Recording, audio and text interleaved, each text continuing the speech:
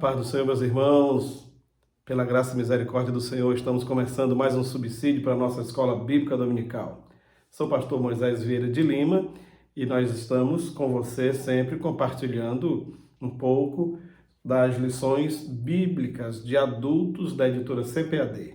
E nós já estamos na lição de número 12, para 17 de setembro de 2023. O assunto da lição de hoje é sendo a igreja do Deus vivo. Sendo a igreja do Deus vivo. A nossa leitura no texto áureo está em Efésios 5:32, que diz: grande é este mistério, digo, porém, a respeito de Cristo e da igreja. A verdade prática diz: a noiva de Cristo não pode ser mundana, pois ela é a guardiã da verdade revelada e suas vestes devem se manter imaculada para as bodas do Cordeiro. A leitura bíblica em classe está em primeira carta de Paulo a Timóteo, capítulo número 3, versículos 14 a 16, e carta de Paulo aos Efésios, capítulo de número 5, versículos 25 ao 27, e depois o versículo 32. E diz assim: escrevo-te estas coisas, esperando e ver-te bem depressa. Mas se tardar, para que saibas como convém andar na casa de Deus, que é a igreja do Deus vivo, a coluna e firmeza da verdade, e sem dúvida alguma grande é o mistério da piedade. Aquele que se manifestou em carne foi justificado em espírito, visto dos anjos, pregado aos gentios, crido no mundo e recebido acima na glória. Efésios 5, 25. Vós, maridos, amai a vossa mulher, como também Cristo amou a igreja e a si mesmo se entregou por ela, para a santificar, purificando-a com a lavagem da água pela palavra, para apresentar a si mesmo igreja gloriosa, sem mácula, nem ruga, nem coisa semelhante, mas santa e irrepreensível. Grande é este mistério, digo, porém, a respeito de Cristo e da igreja. Graças a Deus. Antes de prosseguir, eu quero mandar aqui minha saudação, pastor Adão Reginaldo, lá na cidade do Riachão, aqui mesmo no estado do Maranhão. Que Deus abençoe. Também o pastor José Cardoso, pastor presidente da Assembleia de Deus, em Carolina, também aqui no Maranhão. Pastor José Fernandes, na cidade do Estreito, que Deus abençoe. E também quero mandar minha saudação ao pastor Ediel Pires, na cidade de Imperatriz, campo de número 3, lá com o pastor Jefté, um abraço, que Deus abençoe. Pastor Marcones, ali em Camaçari, próximo a João Lisboa, mas ainda no município de Imperatriz de Maranhão. Um abraço ao pastor Elisvar, no estado do Ceará. Que Deus abençoe a todos, obrigado pelo carinho. Bom, queridos, a igreja local não está livre da influência nociva que vem procurando enfraquecer sua identidade como representante de Cristo no mundo. E é por isso que devemos ser sempre a igreja do Deus vivo. O assunto da lição que diz sendo a igreja do Deus vivo é como se estivesse completando ou complementando o subtítulo do trimestre que diz: como viver neste mundo dominado pelo espírito da Babilônia, sendo a igreja do Deus vivo, certo? Muito bem. A palavra-chave é igreja. E diz assim a nossa introdução: os efeitos do mundanismo são percebidos quando a igreja deixa de ser pautada pelos valores da fé cristã. Infelizmente, ela não está imune a influências nocivas da sociedade. Nesta oportunidade, vamos abordar a natureza da igreja. A proposta é chamar a atenção para o papel da igreja do Deus vivo como coluna e firmeza da verdade. O primeiro tópico diz assim: a natureza da igreja do Deus vivo. Então ela é a casa do Deus vivo, a coluna e firmeza da verdade. E é aquela que mantém e detém e vive o mistério da piedade, certo? Então, esses são os subtópicos do primeiro tópico. A expressão casa de Deus foi emprestada do Antigo Testamento, onde o termo frequente é casa do Senhor. O uso original da expressão refere-se ao templo, mas o complemento, que é a Igreja de Deus vivo, inclui o conjunto de membros da igreja, certo? Há quem diga que é errado chamar o templo onde a gente congrega de igreja. Não é que seja 100% certo, mas também não podemos dizer que está errado. Se você se vai para a etimologia da palavra, então estaria errado. Porém, se for para o uso comum, não está errado. Quando eu digo eu vou lá na igreja, eu vou para a igreja, indo para o templo, isso não é pecado, não é heresia, não tem problema nenhum usar esta expressão, pois o templo já é um local onde, via de regra, os crentes se reúnem, a igreja se reúne, por isso associou-se o lugar, o templo, ao grupo que se reúne lá. Então, não tem problema chamar de igreja, tá? Bom, agora a igreja é coluna e firmeza da verdade. Se tem um povo na terra que tem que viver a verdade, é a igreja. Pregar a verdade é a igreja. Ensinar a verdade é a igreja. Onde se deve encontrar a verdade? Na igreja. Certo? Estou falando igreja com I maiúsculo. A igreja que não tem placa denominacional. A igreja formada por aqueles que têm o nome escrito no livro da vida. Então é responsabilidade da igreja propagar, testemunhar e defender a verdade do evangelho. E aí a liderança tem que observar aqui, né? Os líderes da igreja devem ser irrepreensíveis e capazes de repudiar falsos mestres e suas heresias. Para isso, o líder precisa conhecer muito bem a palavra de Deus, as doutrinas, o nosso material, que a gente chama de nossa carta magna, que é a Bíblia Sagrada, para que ele possa refutar as heresias. Tem muita coisa que o povo está engolindo, porque quem está na liderança também não tem o conhecimento que deveria ter para alimentar o rebanho. E sutilmente as heresias vão entrando, os erros e os modismos, tá? E outras interpretações da Bíblia, interpretações duvidosas, e cabe a quem está na liderança filtrar, analisar, cuidar do rebanho, de forma que não sejam alimentadas com pasto ruim por quem quer que seja. Mesmo porque essa responsabilidade principal é daquele que está sob a liderança de uma igreja, um grupo local, certo? No nosso segundo tópico, fala sobre Cristo e o relacionamento com a igreja. Paulo ensina que Cristo morreu pela igreja para que a santificasse, tendo-a purificado por meio da lavagem da água pela palavra. Santificação é se separar cotidianamente. Há uma palavrinha aí, ação. Santificação não é algo que eu chego e digo, pronto, já estou 100%, não preciso mais. Não, é no dia a dia. A tentação, a ação de ser tentado acontece todo dia, acontece sempre. Então a santificação deve ser uma luta constante também, uma busca constante de não cair nas ciladas do inimigo, de não se deixar levar pelos desejos pecaminosos, pela tentação, fugir dos maus caminhos, das más companhias, de palavras torpes da nossa boca. A igreja, ela deve viver em santificação e pureza. E não tem igreja pura sem membresia pura. É claro, as pessoas vêm para a igreja e não é de uma hora para outra que já está 100% preparado e perfeito, não. É uma luta. Tem aqueles que alcançam a maturidade espiritual mais rapidamente. Tem aqueles que tem 10 anos depois ele é o mesmo meninão na fé, não cresceu nada e tudo. Então vai ter sempre esse tipo de pessoas, mas no seu contexto geral, a igreja se mantém pura e santa, certo? Muito bem. Assim, a igreja é a noiva de Cristo que se prepara para a festa nupcial. Nesse caso, ela tem que ser encontrada sem mácula, nem ruga, isso falando das influências pecaminosas desse mundo, tá? Nada que venha manchar ela moralmente e nem espiritualmente.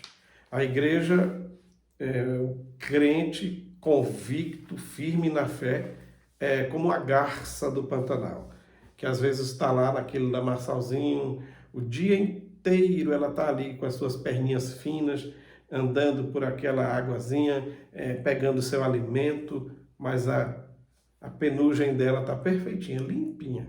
Limpinha. Ela pode estar ali mexendo na lamazinha, mas ela está perfeitinha, limpinha o tempo todo. Já prestou atenção? Que ela não se enlameia, mesmo estando lá. Assim é a igreja. Nós estamos no mundo, mas nós não somos do mundo. Não temos que ter o cheiro do mundo, nem a cara do mundo, nem o costume do mundo. Não, Senhor. Não, Senhor. Não ameis o mundo, nem as coisas que no mundo há. É o conselho da palavra de Deus. No nosso terceiro tópico, fala sobre as armas da igreja do Deus vivo. As armas. E a gente tem que ter o zelo pela verdade. Enfatizamos que a verdade bíblica é absoluta e imutável, ou seja, o Evangelho de Jesus Cristo é a única verdade. E nesse sentido, ao lutar pelo Evangelho, pela verdade do Evangelho, a gente tem que estar armado. E as armas da nossa luta, da nossa milícia, da nossa agonia, não são carnais, mas são poderosas em Deus. São armas espirituais e nós devemos estar, como diz a carta de Paulo aos Efésios, capítulo 6, preparados, vestidos com toda a armadura de Deus. Precisamos, tá? E essa igreja, ela precisa continuar com o ensino da verdade, preservando. Deus constituiu líderes para o aperfeiçoamento e edificação da igreja, como diz Efésios capítulo 4, versículo 11 e 12. Desse modo, um líder vocacionado não cede ao liberalismo religioso. Não cede. A palavra de Deus diz que a porta é estreita e tem gente pegando a marreta e arrebentando, enlarguecendo a porta e colocando de qualquer largura para entrar tudo enquanto. A igreja não precisa de usar as mesmas armas do mundo para vencer o mundo. Davi não usou as mesmas armas que Golias. Ele nem usou as armas de Saul. Usou as armas dele. A igreja já tem as armas para lutar e vencer e para crescer. Uma igreja cresce não é imitando o mundo, não é fazendo a igreja uma discoteca, entendeu? Uma casa de shows, não é liberando usos e costumes de maneira até, vamos dizer assim, mirabolantes. Não é assim, não. É preservando a palavra, preservando a doutrina, preservando os bons costumes, o ensino bíblico e saudável, sem invencionice também, tá? Do jeito que a gente não pode arrebentar a porta e enlarguecer, a gente também não pode botar mais uma fileira de tijolo e estreitar mais do que a largura que ela já tem. Uns abrem demais, outros fecham demais, que fica difícil até da pessoa ser crente. Então não pode ser assim. Não pode ser assim. A porta já está na largura que Jesus deixou. E como é que a gente sabe a largura da porta? Pelo que a palavra de Deus ensina. O que a palavra de Deus ensina já é suficiente. Não precisamos inventar mandamentos de homens, dogmas humanos, para incrementar a doutrina da palavra de Deus, para alimentar a igreja. E também não podemos afrouxar, soltar as rédeas, abrir, escancarar, quebrar o muro, abrir a porta demais e deixar o povo viver de qualquer jeito, para que não saiam da igreja, senão vão sair. Não, Senhor. João Batista pregava, era chamando o povo de raça, de víbora, vocês não podem escapar da condenação do inferno, e o povo ia para o deserto para ouvir João Batista pregar. No deserto, estava assim de gente ouvindo João Batista, e as sinagogas estavam ficando vazias na cidade. Então, o que faz a diferença realmente é manter, preservar a palavra de Deus do jeito que ela é. A Bíblia não precisa ser reinterpretada, ressignificada, dar um outro sentido para agradar gregos e troianos. Não, Senhor. Onde a Bíblia diz que é pecado, a gente deve continuar dizendo que é pecado. Não se muda a palavra de Deus. A pessoa é que tem que se mudar para se coadunar com a palavra de Deus. Então, para vencer tudo nesse mundo aí influenciado pela Babilônia, precisamos continuar sendo a igreja do Deus vivo.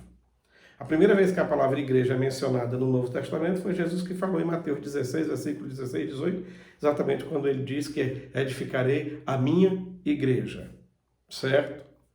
Mas quando foi que a igreja começou oficialmente? No dia de Pentecostes, naquele dia de Pentecostes, em que todos estavam reunidos lá nos cenáculos, todos todos quantos eu não sei quantos, se 120, se 12 ou se 500. A Bíblia não diz, e não vamos confundir os 120 da escolha do Matias, porque são duas histórias em sequência. Primeiro fala que quase 120 se reuniram no dia de escolher o substituto para Judas, que foi o Matias escolhido. Aí na sequência diz, chegando o dia de Pentecostes, estavam todos quem? Aí alguém já liga lá atrás, aqueles todos quase 120, não é nem 120, quase. Mas a Bíblia não diz todos, quantos são esses todos. Jesus apareceu para cerca ainda de 500 discípulos antes de voltar para o céu, naqueles 40 dias que ele ainda ficou por aqui após a ressurreição. Então, se foi todos os 12, todos os quase 120 ou todos os 500, eu não sei. Eu sei que quem estava no cenáculo naquele dia, se eram 10, todos.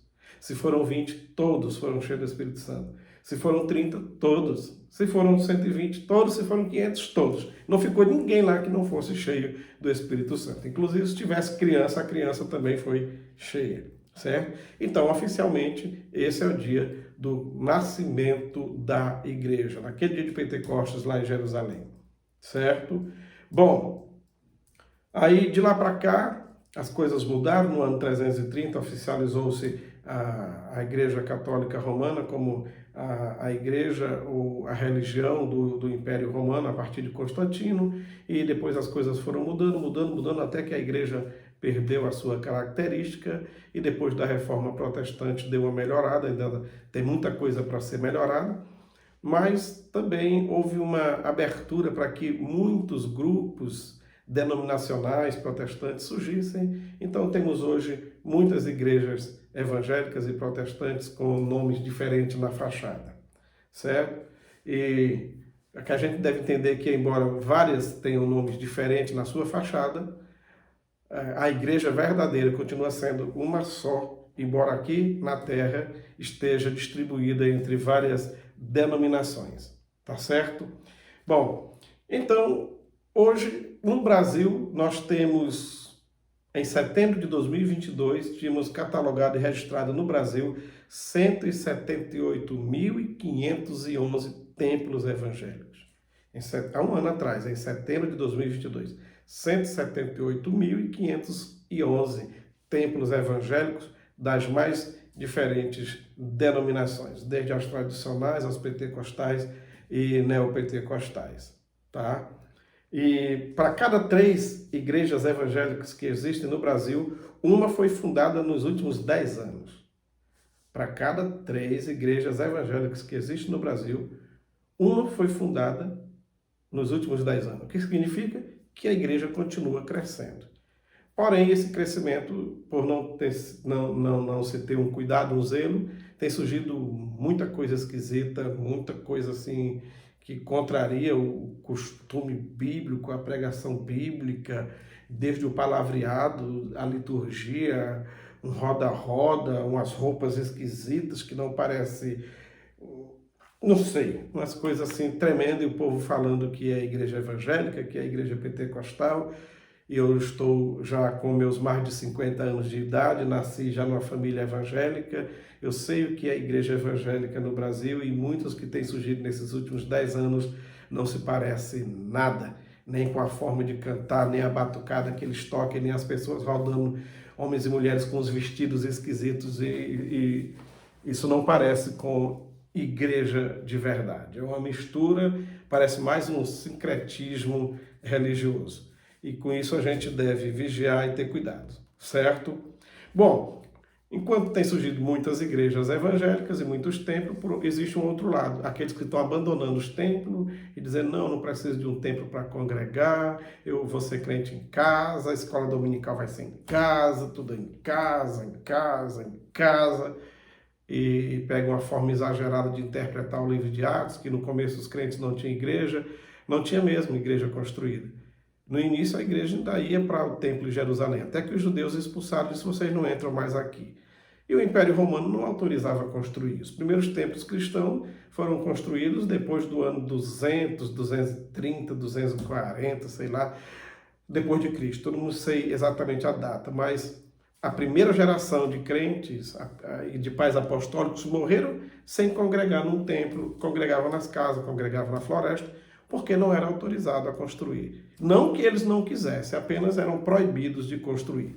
Agora, porque ele não queria ficar sem congregar e congregava nas casas, numa floresta, hoje a gente tem que usar a mesma regra? Não. Se vivemos num país como o Brasil, que temos liberdade de comprar um terreno, pagar o terreno, construir um templo, por que não fazê-lo? Tá? Não há pecado nenhum nisso. Aí muitos abandonam a igreja, abandonam o convívio com os irmãos, porque agora você crente só em casa, porque a igreja sou eu. Ainda tem os que dizem, bate no peito e diz, a igreja sou eu. Você sozinho, você não é igreja. Eu sozinho não sou igreja. Eu sou membro do corpo de Cristo. Eu só sou igreja se eu estiver reunido com os outros. Igreja é uma palavra que indica mais de um, mais de dois, mais de três. A palavra igreja vem de eclesia.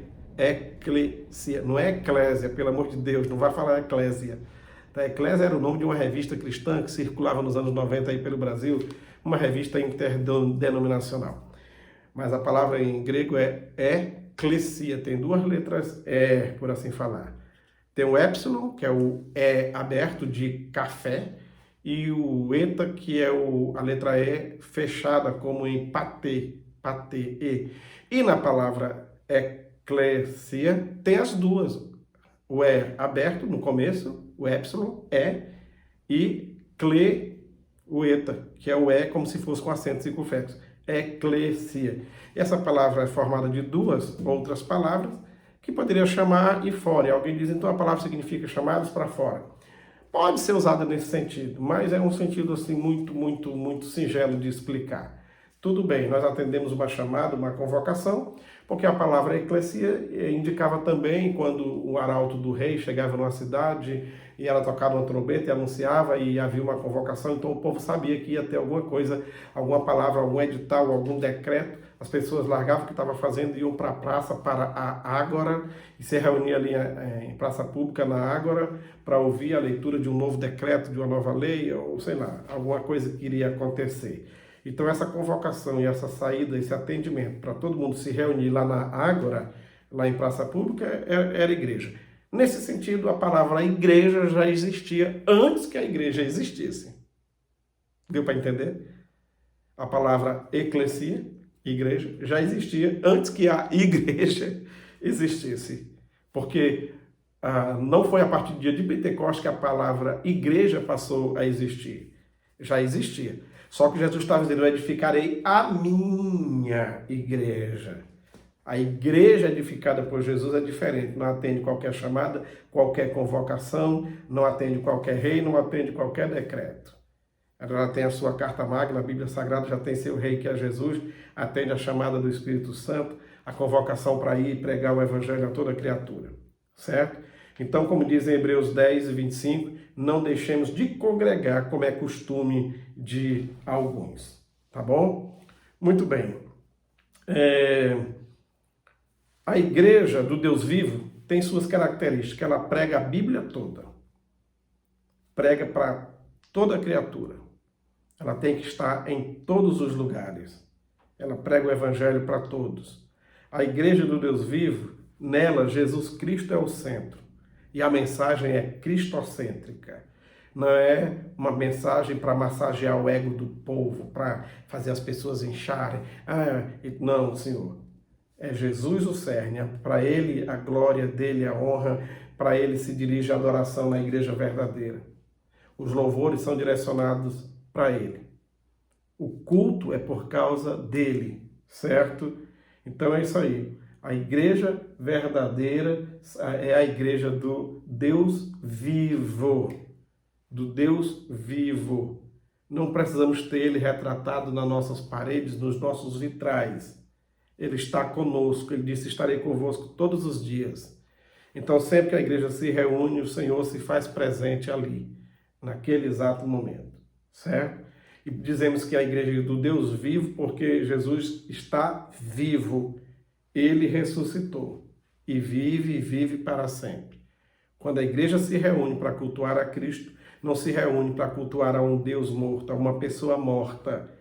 Não tem seus restos mortais na hora do culto, não tem um pedaço do seu corpo, um pedaço do seu queixo ou da sua costela, ou um dente dele, ou um pedaço de uma roupa, não precisamos disso. Temos a presença dele, sabemos disso, porque o Espírito Santo que está na igreja testifica que Jesus está vivo e está presente nos cultos, nas reuniões da Igreja do Deus vivo. Que Deus nos abençoe, que Deus nos dê da sua graça, da sua misericórdia. Obrigado por chegar até aqui. Se você gostou desse vídeo, curta, compartilhe, mande para frente, se inscreva no nosso canal se você ainda não é inscrito. E se você não gostou, tenha misericórdia de mim, ore por mim e peça a graça de Deus para que a gente consiga melhorar. Obrigado, a paz do Senhor, até o nosso próximo subsídio da Escola Bíblica Dominical.